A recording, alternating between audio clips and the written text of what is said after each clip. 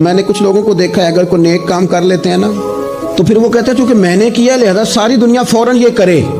آپ یہ کیوں نہیں سمجھتے کہ رب نے آپ کو توفیق دی ہے تو آپ عاجز ہو جائیں اللہ کے بندے، آپ عاجزی اختیار کریں۔ وہ کہتے ہیں چونکہ میں کرتا ہوں لہذا میں اب اتنا بڑا آدمی ہوں تو فلانے بندے تو ٹھیک ہی نہیں۔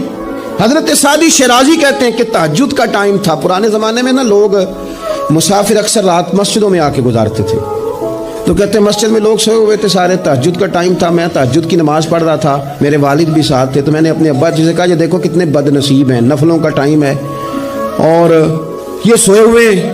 تو فرماتے ہیں میرے والد کہنے لگے کاش تو بھی سویا ہی رہتا، لوگوں کے کپڑے تو نہ پھاڑتا۔ او خدا کے بندے، اگر تو نے پڑھی ہے تو تیرا اور رب کا رشتہ ہے، اس کی بنیاد پر تو دوسروں کو حقیر جاننے لگ گیا ہے۔ علم پڑھے دا مان نہ کریے ماتا کھی میں پڑھیا، او جبار کہار کہاوے متے روڑ دے میں دودھ کڑیا۔